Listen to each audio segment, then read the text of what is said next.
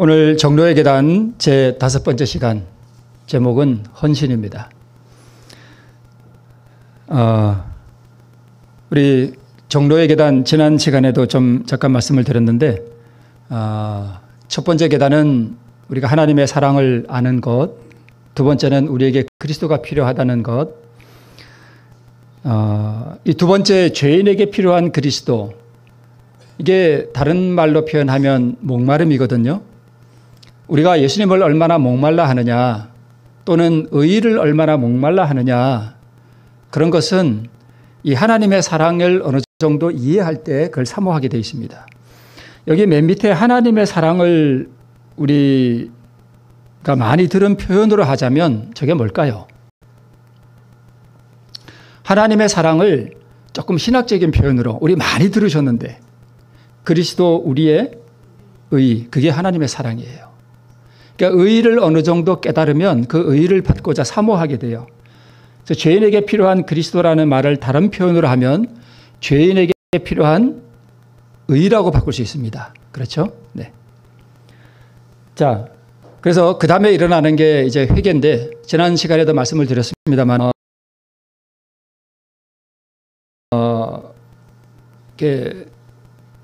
부부싸움 한번 하고, 자녀들에게 버럭 한번 소리 지르고, 그러고 나서 하나님 제가 잘못했습니다. 이런 회개를 매일 하는 건 진짜 회개가 아니라고 제가 말씀을 드렸죠. 여기에 말하는 이 회개는 우리 본성에서 얼마나 내가 더러운 죄가 내 안에 가득한지 그걸 깊이 깨달을 때 본성적인 죄를 말하는 거예요. 그걸 깨달을 때 진짜 회개가 일어납니다. 여기서 말하는 회개는 내가 하나님 앞에 얼마나 이 죄인 되었는지. 그래서 여러분, 우리 신앙을 해나가면서 내가 조금 이렇게 의인 같다는 생각을 들면 그 신앙을 정말 잘못하고 있는 거예요. 진짜 제대로 된 신앙은 뭐냐 하면, 내가 하나님 앞에 얼마나 더럽고 추한 죄인인지에 대한 그 인식이 더 깊어져요. 신앙을 제대로 하면, 성화를 이렇게 밟아나가면.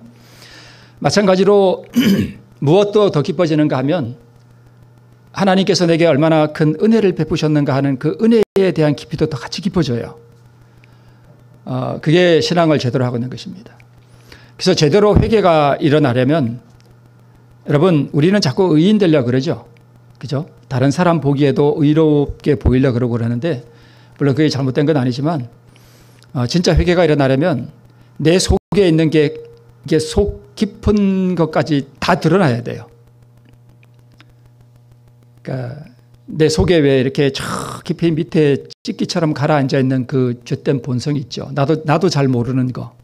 그게 팍 하고 드러났을 때, 야, 내가 이런 사람인가.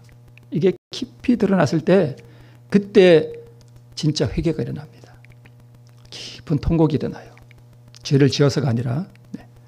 자, 그 다음에 하나님, 나는 죄인입니다 하고 자복이 일어나게 되죠. 나는 죄인으로서이다. 세리처럼. 그 다음에 있는 게 뭐냐면 헌신입니다. 헌신은 제가 너무 많이 말씀을 드려서 오늘은 조금 내용을 조금 달리, 색깔을 조금 달리 해봤는데,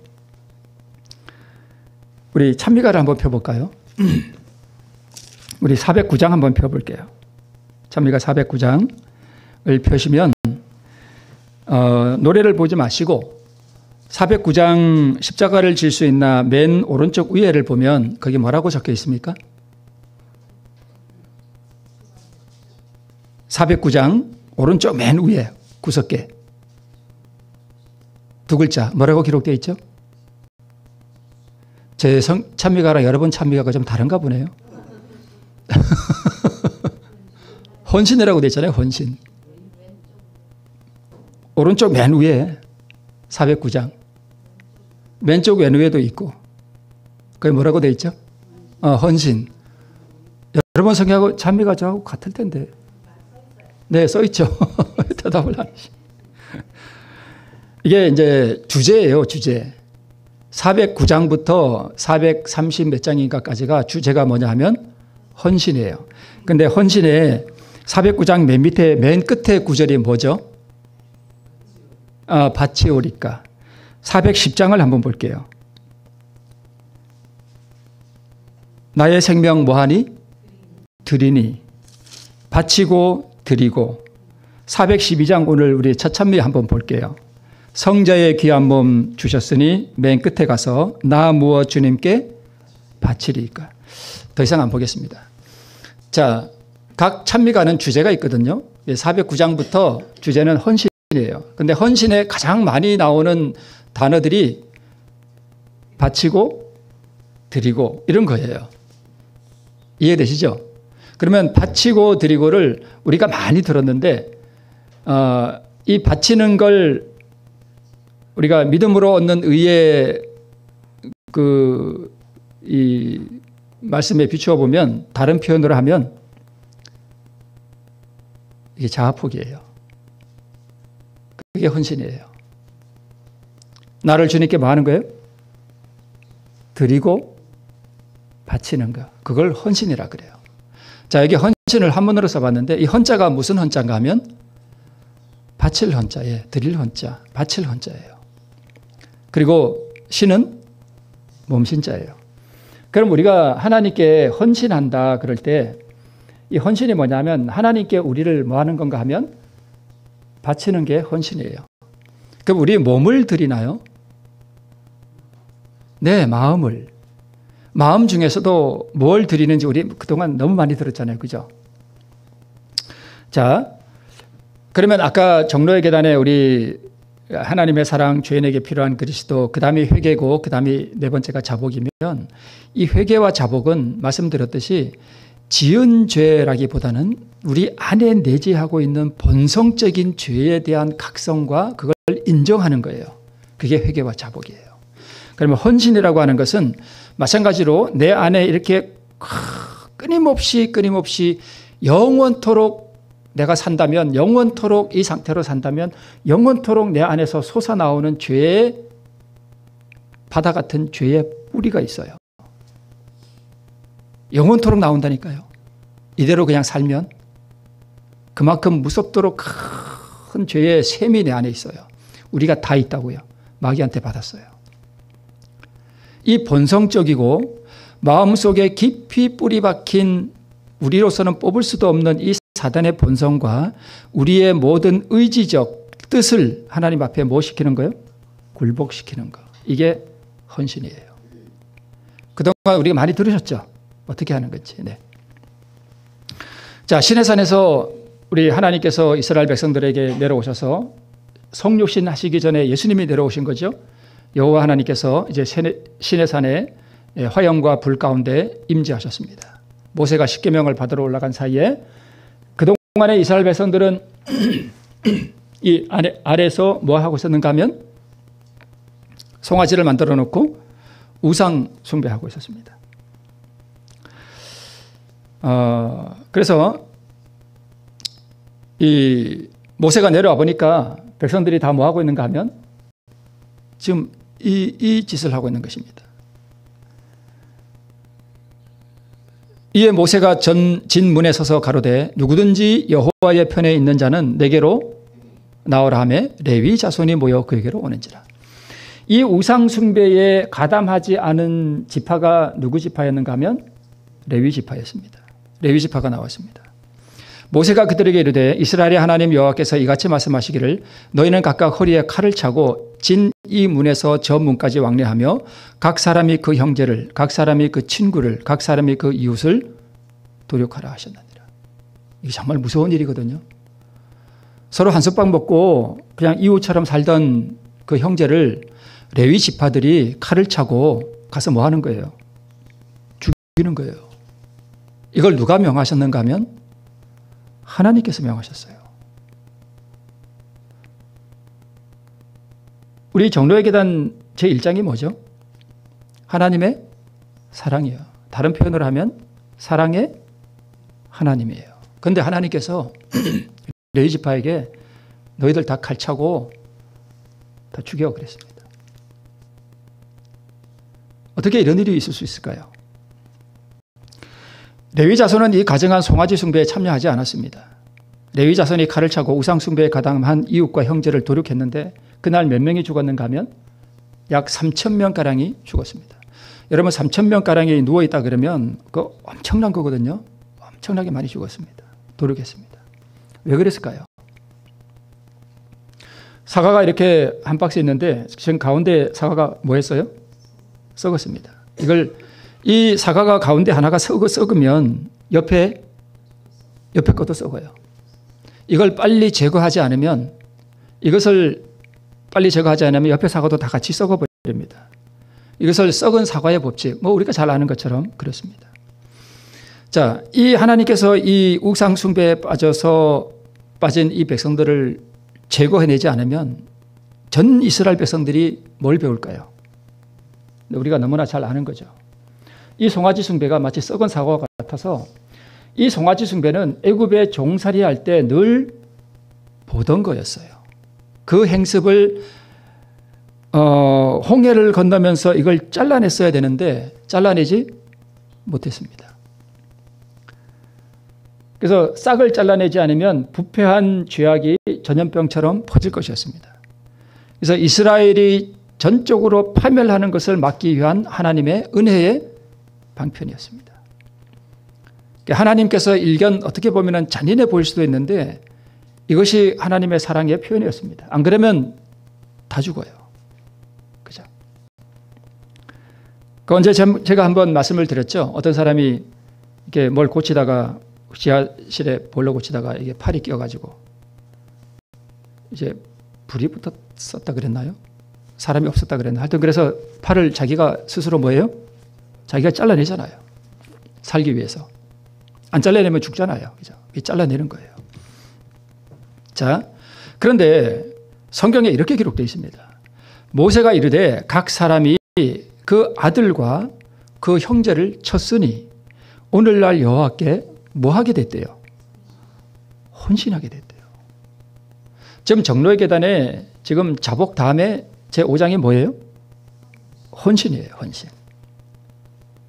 자, 헌신인데 하나님께서 이 헌신을 어떻게 표현하셨는가 하면 칼을 차고 내가 잘 알던 내 이웃, 내가 잘 사귀고 늘 대화하고 함께 동무되었던 이웃들을 칼로 죽이는 걸 다른 표현으로 뭐라고 한다고요?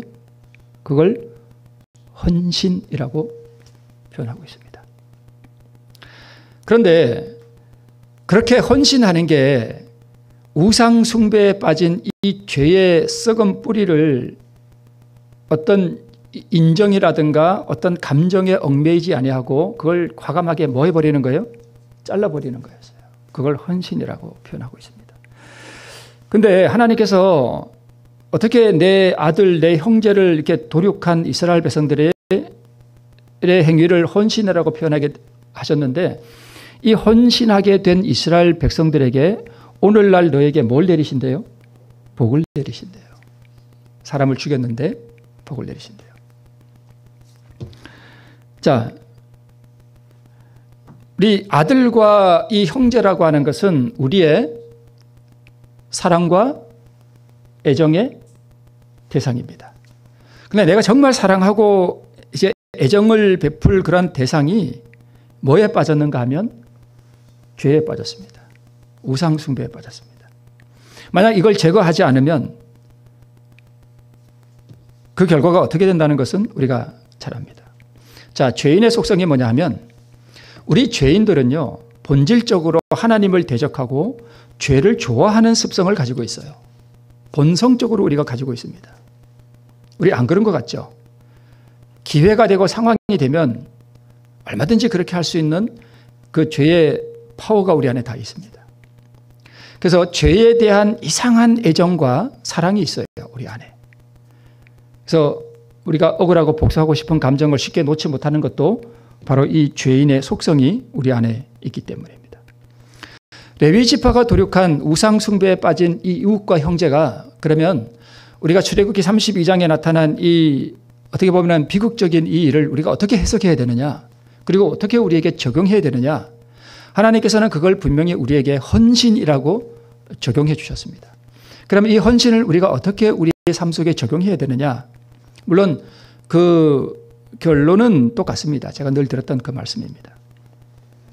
그러면 우상숭배에 빠진 내 아들, 내 형제, 내 이웃이 무엇을 상징하는가 하면 내 이웃과 내 형제는 내게 적용해 보면 나와 하나 된 내 안에 마귀본성, 내 자아를 상징해요. 우리가 제일 사랑하는 게 뭐죠? 자아예요, 자아예요. 사랑하는 거예요. 절대 이거 잘 안 놀라 그래요. 왜 억울한 감정이 탁 생기고 나면 내가 정말 지옥 갔으면 갔지 저 인간은 내가 절대 용서 못해. 그게 우리의 습성이에요. 그러니까 용서하면 내가 사는데 내가 지옥 가더라도 저 인간을 나 절대 용서할 수 없어.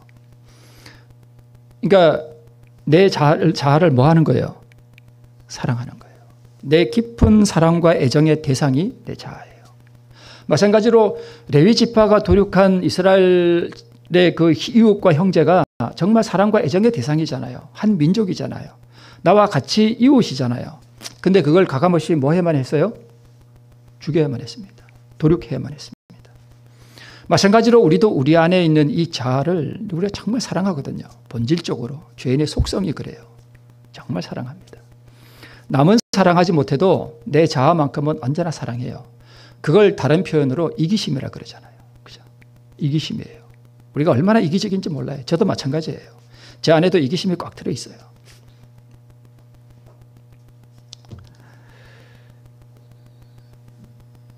아이고, 어떻게 목사님이 그렇게 이기심을 가지고 있다고 표현하나요? 있어요. 제가 잘 알아요. 그리고 제가 여러분도 잘 알아요. 죄인이거든요. 네. 또 다른 사건을 한번 볼까요? 이 사건으로부터 약 200년인가? 세월이 흐른 다음에 이제 여호수아도 죽고 그 다음에 사사시대가 시작되잖아요. 그죠? 여호수아 다음에 사사시대에 네 번째 사사가 나오는데 이제 에훗이라고 하는 이 사사가 죽은 후에 이스라엘 자손이 또 여호와의 목전에 악을 행하며 여호와께서 하솔에 도읍한 가나안 왕 제가 저번에 한번 말씀을 드렸죠. 이 가나안의 7 족속은 뭘 상징한다고요? 자, 내 안의 마귀본성. 우리가 정복해야 하는 내 안의 마귀본성. 죄된 속성을 의미한다고 제가 말씀을 드렸습니다. 자, 그런데 하솔이 어디냐 하면 빨간 점친 데 있죠. 원. 저기가 하솔이에요. 그 오른쪽 약간 아래에 무슨 바다가 있어요? 호수가? 갈릴리 호수가 있고 쭉 내려오면 사해 바다가 있죠. 저 이스라엘 이제 지도예요. 하솔이 저기에 있는 조그만 가나안 족속들이 사는 곳입니다. 하솔에 도읍한 가나안 왕 야빈의 손에 그들을 파셨는데 그 군대 장관은 이방 하로셋에 거하는 시스라요 이렇게 표현했습니다. 하로셋이 어딘가 하면은 저 파란 동그라미 한 데가 하로셋이에요. 저기가 갈멜살 있는 데거든요. 하솔에라는 저기 가나안 왕이 있는데 군대 장관은 어디 사는가 하면 저 파란 데 저게 사는 이름은 시스라였습니다. 네, 여기 나오네요.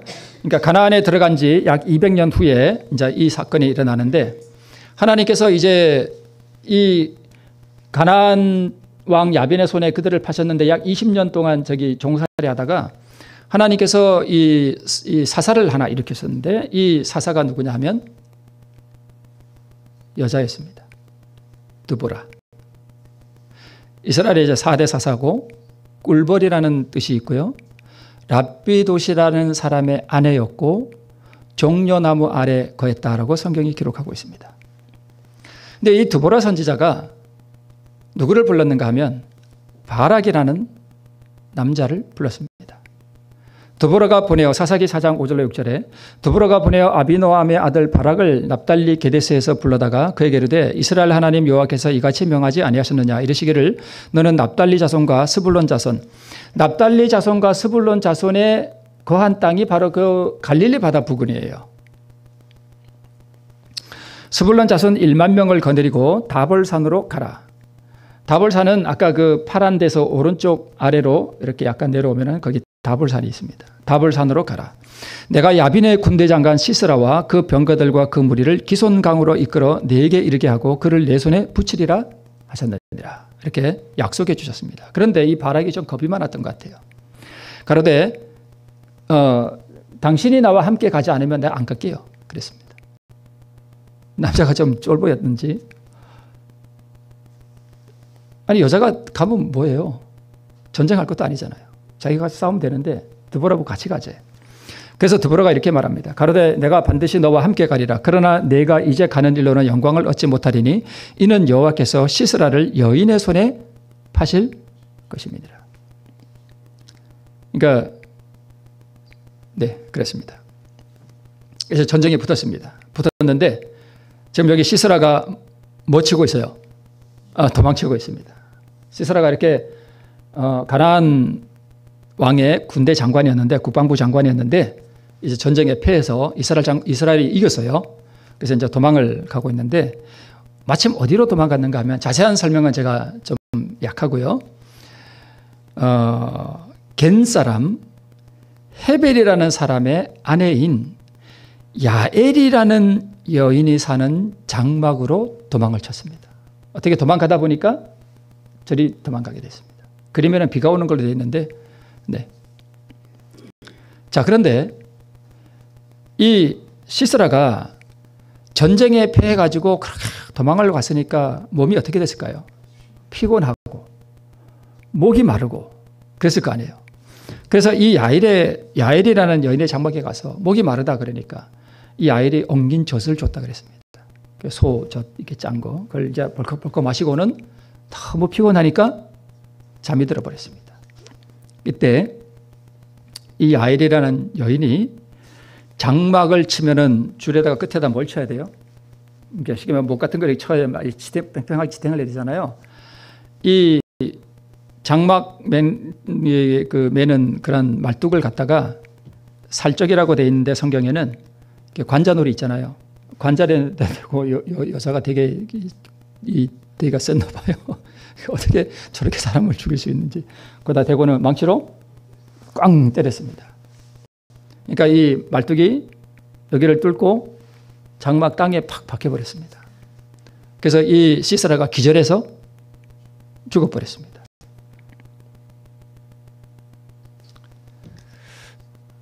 무서운가요? 혀를 차시고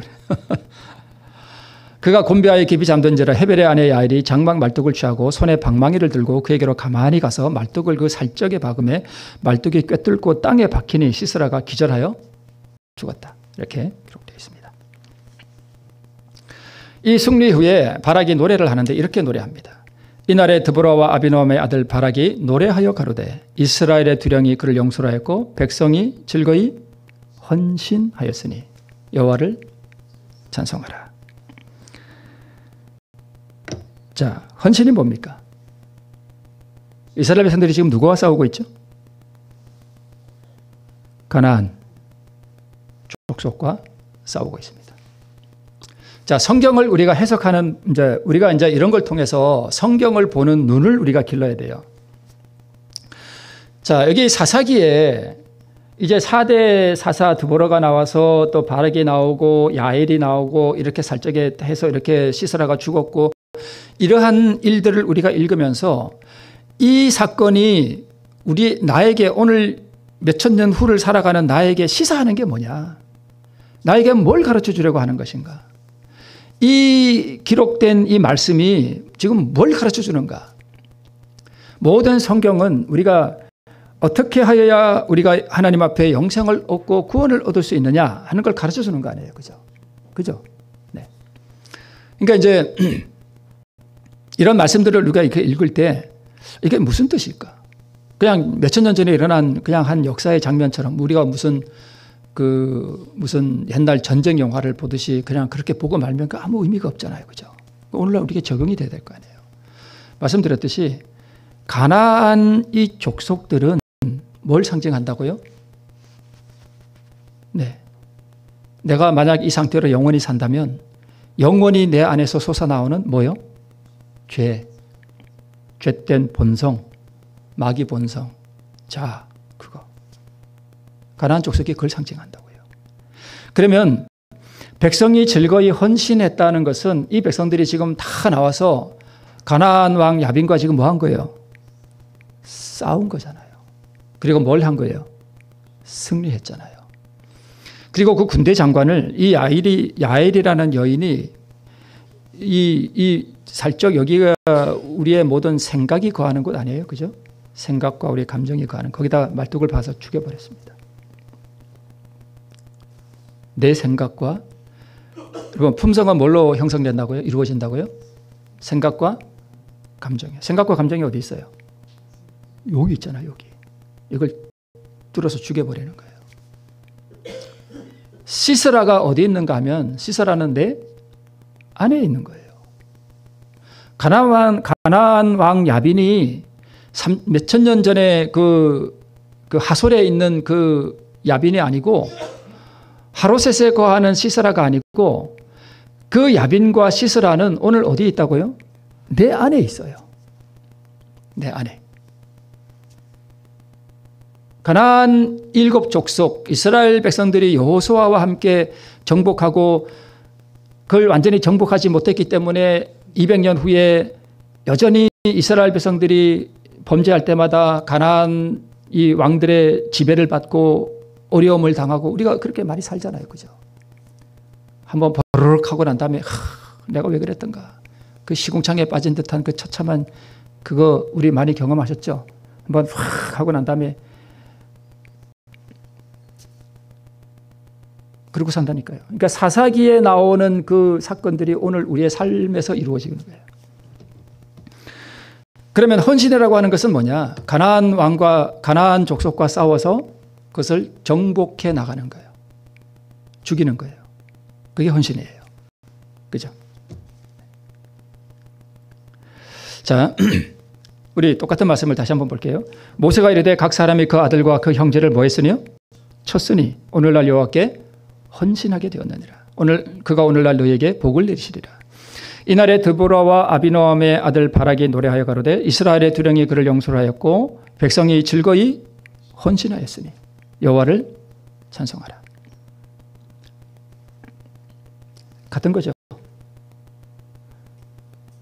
똑같은 거예요. 죄를 제거하는 거예요. 죄를 드리는 거예요. 우리는 제거할 수 없어요. 스스로. 그죠? 드리는 거예요. 그러면 제거는 누가 하셔요? 하나님께서 제거하셔요. 그걸 헌신이라고 합니다. 송아지 숭배의 죄악을 아낌없이 진멸했습니다. 어떤 인연이나 어떤 혈연에 연연해하지 않고 과감하게 제거해버렸습니다. 그걸 헌신이라고 합니다. 이스라엘의 대적 가나안 왕을 진멸했습니다. 이걸 헌신이라고 그래요. 죄를 제거하고 진멸시키는 것을 헌신이라고 합니다. 사울은 이걸 안 하려고 그랬어요. 그죠? 부분적으로 순종했습니다. 이스라엘 자손의 손이 가나안 왕 야빈을 점점 더 이기어서 마침내 가나안 왕 야빈을 뭐하였더라? 진멸하였더라. 너는 가서 아말렉 족속을 뭐하라? 진멸하라. 하나도 남기지 말라. 그런데 남겼잖아요. 진멸하는 거예요. 그걸 헌신이라고 합니다. 가나안 족속은 우리 마음 안에 있는 죄된 본성, 죄 그 자체를 말합니다. 헌신이란 우상 숭배와 가나안 7 족속을 진멸하는 일이고 내 마음의 우상이고 내 마음의 가나안 족속이고 죄된 본성을 바치는 것입니다. 점진적으로 본성을 정복해 나가고 의가 확장되는 일을 우리가 뭐라고 하는가 하면 헌신이라고 합니다. 주의 권능의 날에 주의 백성이 거룩한 옷을 입고 즐거이 헌신하니 새벽 이슬 같은 주의 청년들이 주께 나오는도다. 여기서 헌신이라는 말은 히브리 말로 내다바라 그러는데 자유의지를 말해요. 자원하여 드리는 제물. 자유의지를 주님께 뭐 하는 거예요? 드리는 거. 자원하는 제물은 하나님께 뭐 하는 거예요? 드리는 거죠. 네. 우리가 예수님의 제자에게 해당되는 말이죠. 시편 110편 3절은. 이제 정리하면서 그동안 이제 우리가 많이 들어서 제가 이 헌신장을 어떻게 또 뭐 자아굴복 이런 얘기하면 또 여러분 식상해 할까 봐 이 헌신을 어떻게 설명해 드릴까 하다가 그냥 이렇게 이야기식으로 그냥 이렇게 해야 되겠다 싶어서 이렇게 말씀을 조금 색깔을 바꿔서 이렇게 말씀을 드리는데 그동안 우리가 많이 보았던 말씀이지만 정리하는 차원에서 우리 한번 조금 읽고 마칠게요. 하나님께서 우리를 고쳐주시고 노이게 하기를 원하신다. 고쳐주시고 노이게. 가나안 왕 야빈이 이스라엘 백성들을 억압했잖아요. 그죠? 노이게 하시기를 원하시는데 싸워야 되잖아요. 그러나 그렇게 하면은 전적 변화, 즉 우리의 온 성질의 갱신이 요구되는 거로 우리는 우리 자신을 온전히 하나님께 바쳐야 한다. 자신으로 더불어 싸우는 싸움은 일찍이 싸운 싸움 중 가장 큰 싸움이다. 모든 것을 하나님의 뜻에 복종시키며 자신을 바치는 일은 고투가 요구된다. 이 고투가 뭐예요? 저 투자가 무슨 투자예요? 싸울 투자잖아요. 아까 이스라엘 백성들이 가나안 왕과 뭐예요? 싸우잖아요. 근데 여기서 말하는 이 싸움은 누구와 더불어 싸우는 싸움이에요? 자신으로 더불어, 자기가 자기와 싸운다니까요. 그러니까 야빈과 시스라는 거기 수천 년 전에 거기 있는 게 아니라 오늘 어디 있다고요? 내 안에 있다는 거예요. 네. 온 마음을 반드시 하나님께 바쳐야 하나니 만일 그렇게 아니하면 우리를 하나님의 형상으로 회복시키는 그 변화가 우리에게서 결코 생길 수 없는 것이다. 정말 기분 나쁘고 어려운 일이 생길 때 자신을 굴복시키는 거 우리가 때로 실패하기도 하지만 정말 어렵습니다. 고투예요. 네. 그러면 우리가 뭘 바치냐? 찬미가의 주제가 헌신에 바치는데 우리 전 존재를 사실 바치는데 그러면 우리가 모든 것을 버린다고 하는 그 버린 것은 무엇인가? 곧 죄로 더러워진 뭐니? 마음이니 이것을 예수의 피로 깨끗이 씻어 순결케 하여 그의 비할 데 없는 사랑으로서 구원하는 바 되기 위하여 그에게 바치는 것이다. 그러나 사람들은 모든 것을 버리기를 어렵다고 생각한다. 나는 그러한 말을 듣기를 부끄러워하고 기록하기도 부끄러워한다. 여기 어렵다고 생각하는 걸 부끄러워한다. 사실 어려워요. 투쟁이 요구돼요. 근데 어렵다고만 하면 안 되잖아요. 그죠? 네. 끝났네요. 자, 우리 두 사건을 통해서 우리 헌신이 무엇인지에 대해서 조금 다시 한번 살펴봤는데, 자, 헌신의 의미를 우리가 되새기면서 다시 한번 우리 삶 속에서 적용해보고, 제가 말씀을 하고 마칠게요. 무엇이든지요, 말씀을 듣든 아니면 사회에서도요, 어떤 조직이든 어떤 대상이든 이렇게 모아놓고 뭘 하세요 그러면 80%는 안 한대요. 이게 하나의 공식처럼 그렇대요. 80%는 안 해요. 진짜예요. 절대 안 한대요. 20%는 한대요. 한 80%, 90%는 이제 안 해요. 근데 그 중에 조금은 한대요. 하는데 그 한 20% 중에 대부분은 하다가 포기합니다. 진짜예요. 이게 하나의 법칙과 같아요. 끝까지 하는 사람은 극히 소수예요. 그 사람들이 성공합니다. 문제는 듣는 게 아니라 끝까지 실천하는 겁니다. 이렇게 하심으로 진정한 헌신의 복을 누리시는 모두가 되시기를 바라면서 말씀 마치겠습니다.